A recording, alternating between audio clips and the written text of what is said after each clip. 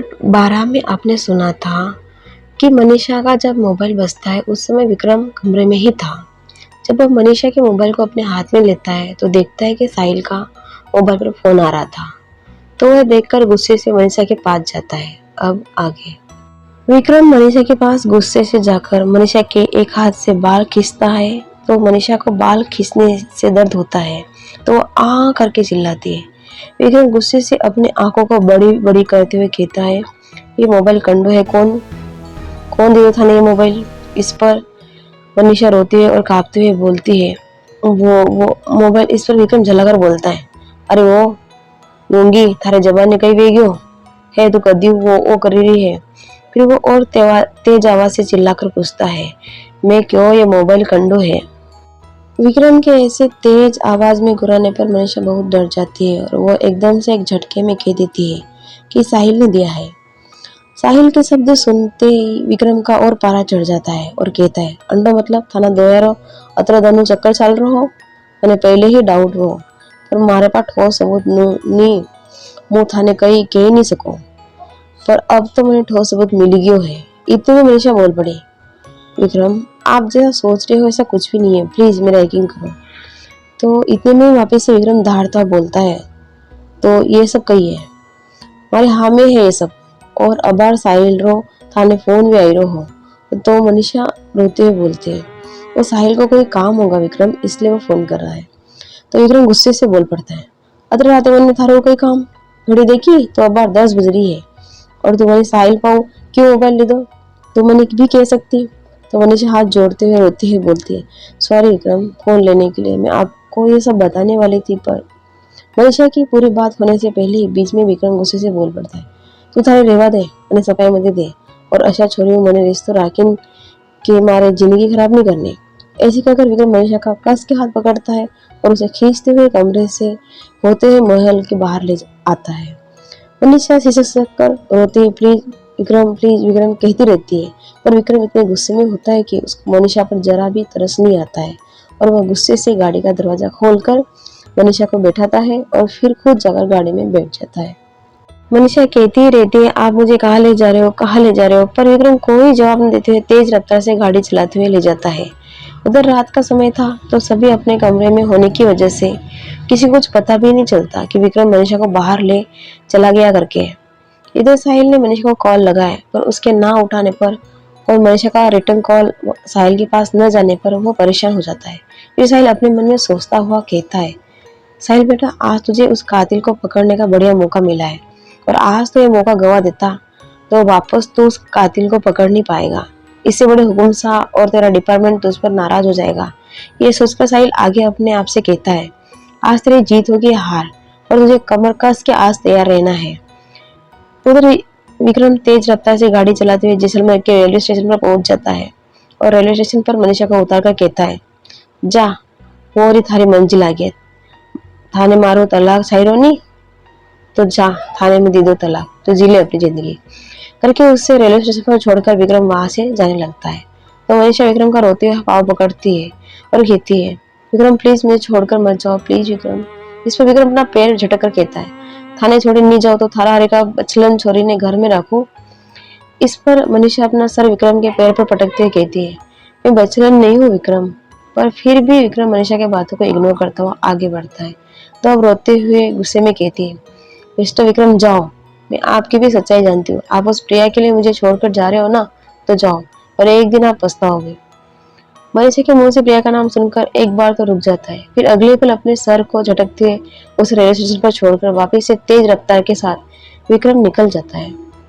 विक्रम रेत के टीले पर जाता है और अपने जेब से दारू की बोतल निकाल कर दारू पीने लग जाता है और जोर से रोने लग जाता है और आसमान की ओर देखकर कहता है, क्यों भगवान था हमारे हाथ ऐसा का कीधु जो भी आवे हमारी जिंदगी में वो मने धोखा देवा वाते ही आवे करके और रेत पर ही निढाल सा गिर जाता है। इधर साहिल को एक आइडिया सूझता है। वो अपने मन में सोचता है कि यदि मैं एसपी बन के उस कातिल को नजर आऊंगा तो पहले ही अलर्ट हो जाएगा, इसलिए मुझे उन्हें पकड़ना है, बावर्ची का भेष बनकर ही पकड़ना होगा करके वो बड़े हुकुम के कमरे में जाकर बावर्ची का भेष पहन लेता है। उधर मनीषा रोती ही अपने आप को हारी हुई समझकर बेबस होकर रेलवे स्टेशन का पुलिया चढ़ती जाती है उसको तो ये भी नहीं पता था कि मुंबई की ट्रेन किस प्लेटफॉर्म पर लगेगी। फिर भी वो अंधाधुंध कभी दौड़ते हुए तो कभी तेज कदमों से चलती जाती है। इधर साहिल अपनी टीम को अलर्ट कर देता है कि जब मैं वार्निंग टोन बजा होगा तब तुम फटाफट दौड़ कर आना। तब तक छिपकर बैठे रहने के लिए कहता है। अभी रात के 12 बज चुकी थी और विक्रम अभी तक उस रेत की टीले पर निडाल सा पड़ा हुआ रो रहा था। उधर मनीषा चलते जाते जाते उसके मन में आत्महत्या करने का प्लान आता है, क्योंकि वो सोचती है मेरी जिंदगी में दुख ही दुख है। कितने आरोप लगाए लोगों ने मुझ पर और विक्रम ने मुझ पर। एक और आरोप लगाया है बच्चन का। तो वो सोचते कि मैं घर पर ऐसे जाऊंगी तो मेरे माँ बाबूजी मुझे देखकर और दुखी हो जाएंगे। ये सोचकर वो रेलवे पटरी के मध्य में जाकर बैठ जाती है और 15 मिनट में ट्रेन आने वाली ही होती है। उधर रात के 1 बज चुकी होती है। साहिल रसोई के बाहर उसने एक छिपने की जगह बनाई थी, उसमें छिपा हुआ था। जितने में वो देखता है कि किसी 5 आदमियों की काली छाया उसे रसोई की तरफ बढ़ती दिखाई देती है, तो वह गौर से उस छाया की तरफ एकटक ध्यान लगाकर देखता ही रहता है। उनकी छाया जैसे जैसे आगे बढ़ती है वैसे वैसे साहिल और अपनी आंखें चौड़े करके उन छाया की तरफ देखता रहता है। छाया तो पास पास आने लगती है, लेकिन वह लोग इतने हल्के कदम उठाकर चल रहे होते हैं, खुद ही एसपी साहिल वहां पर मौजूद होते हुए भी उसे भी उनके कदमों के आने की आहट भी सुनाई नहीं देती है। फिर अब धीरे धीरे छाया हटकर एसपी साहिल को वहां 5 लोग आते दिखाई देते हैं, लेकिन वो पांचों नकाबपोश होते हैं। कोई देखकर ये पता भी नहीं लगा सकता है कि उसमें सिर्फ आदमी ही है या औरतें भी है। वो 5 लोग रसोई में जाते हैं। साहिल उन्हें देखता ही रहता है।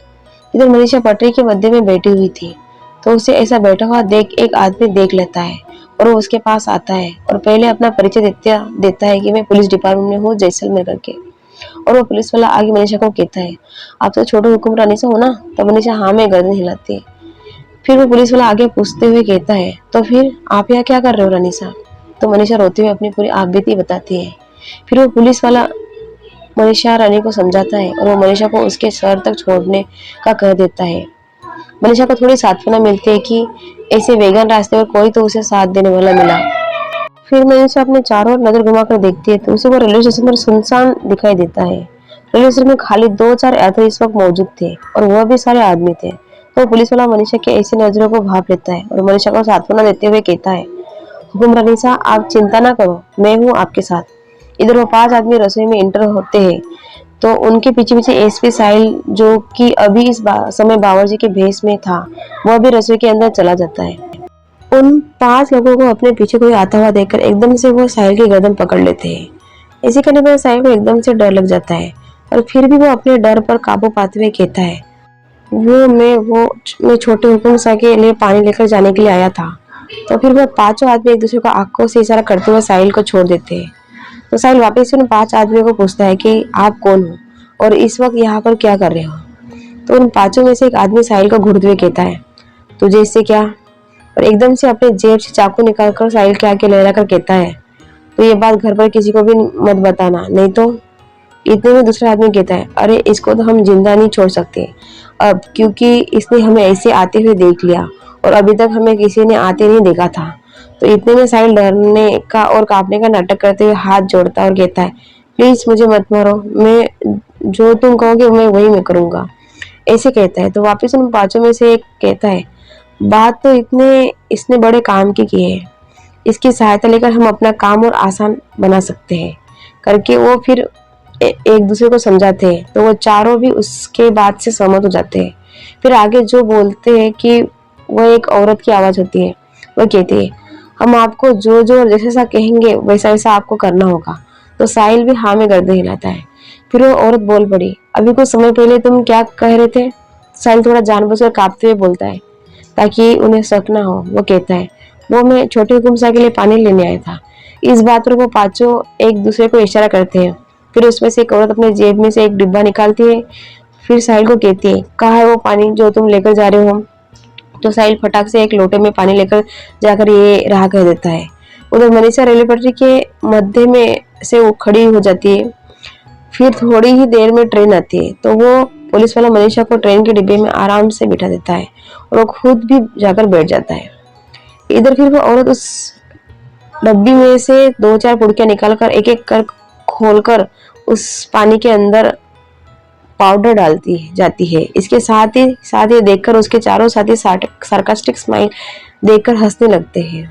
फिर वो औरत कहती है अब तो उस विक्रम का पत्ता ही कट हो जाएगा, ना बजेगी बीन और ना बजेगी बांसुरी करके औरत भी तिरछी स्माइल देने लगती है। देर साहिल को साफ पता चलता है कि ये वही लोग हैं जो विक्रम को पॉइजन देते आए हैं और अब तो ये उन्हें जान से मारने का प्लानिंग करके आए हैं। फिर वो अपने मन में सोचता है इससे अच्छा प्लान और कुछ नहीं हो सकता इन लोगों को रंगे हाथ पकड़ने का, करके वो अपने जेब में रखी हुई माइक्रो डिवाइस को प्रेस करता है। वैसे ही साहिल की टीम को वार्निंग टोन जाती है और वो अभी तक जहाँ छुपे हुए थे वहां से सब रिवॉल्वर लेकर उन पांचों को घेर लेते हैं। बड़े हुकुम साहब को भी वार्निंग आराम जाता है और वह भी उड़कर आ जाते हैं। तो वो उन पांचों कातिलों को देखकर हैरान रह जाते हैं और वो पांचों नकाबपोश होने से हुकुम साहब उन्हें पहचान नहीं पाते। तो हुकुम साहब एसपी साहिल को कहते हैं कि इनका नकाब उतरवा। एसपी साहिल का नाम लेते ही वह पांचों चकित रह जाते हैं और देखने लग जाते हैं कि यह एसपी साहिल कहाँ है। तभी साहिल उनके सामने अपनी दाढ़ी मूछें हटाकर और बावर्ची का भेष खोलकर साहिल के भेष में आ जाता है। तो पांचों उसकी तरफ देखते ही रहते हैं। फिर साहिल चिल्लाकर कहता है कि अपना नकाब उतारो। तो वो डर से कांपने लग जाते हैं। अभी तक नकाब ना उतारने से साहिल को गुस्सा आ जाता है और उन पर डंडे बरसाता है। तो तीन आदमी तो अपना नकाब तुरंत कांपते हुए उतार देते हैं और जो दो और आदमी होते हैं वो अपना नकाब खोलने से इनकार करते हैं। तो एसपी साहिल एक कैंची लेकर उनके नकाब को काट देता है। तो पता चलता है कि ये दोनों रंजना और उसकी मासा थी। रंजना की एक बार नजर साहिल से टकरा जाती है, फिर वो अगले ही पल तो अपनी नजरें पश्चाताप से नीचे झुका देती है। तो ऊपर नजरों को करने का नाम ही नहीं लेती है, साथ उसकी मासा भी। फिर बड़े मुंह से अपने बहन के पास जाते हैं और नम भाव से कहते हैं बहना क्यों किया आपने हमारे साथ, हमारे बच्चों के साथ क्या बिगड़ा है हमने आपका। तब रमजान की मासा कोई जवाब न देती है और आंखों में आंसू लाते हुए नीचे गर्दन झुकाए खड़ी रहती है। इधर जो तीन आदमी थे वो बड़े हुकुम साहब के ही दूर के रिश्तेदार होते हैं। साहिल उन्हें बार बार पूछता है कि क्यों किया आपने ऐसा करके, लेकिन वो दोनों कोई जवाब नहीं देते। तो साहिल उन पांचों और उन दवाइयों के पैकेट को लेकर पुलिस स्टेशन चला जाता है। सुबह के 6 बज चुकी थी और उधर मनीषा मुंबई पहुंच चुकी थी। मुंबई पहुंचने पर मनीषा स्टेशन पर उतर जाती है तो साथ ही वो पुलिस वाला भी उतर जाता है। तो मनीषा रोते हुए कहती है आपका लाख लाख शुक्रिया मुझे सही राह दिखाने के लिए और मुझे यहाँ तक छोड़कर देने के लिए। फिर रंजना आगे और कहती है भैया एक उपकार मुझ पर और कर दो। फिर वो अपने गले में से मंगलसूत्र निकालकर उस और एक चिट्ठी निकालकर उस पुलिस वाले को पकड़ा देती है और विक्रम हुकुम साहब को देने के लिए कहती है और साथ ही उस पुलिस वाले से वचन लेती है कि वो मेरे शहर का पता कभी उस विक्रम हुकुम साहब को नहीं बताएगा। तो वो भी पुलिस वाला हाँ में गर्दन हिलाकर वापस जैसलमेर के लिए रवाना हो जाता है। क्या होगा आगे? क्या विक्रम और मनीषा हमेशा के लिए दूर हो जाएंगे? क्या एसपी साहिल अपने प्यार संजना को सजा दे पाएंगे या नहीं? जानने के लिए इस कहानी का पार्ट 14 देख लीजिए। धन्यवाद।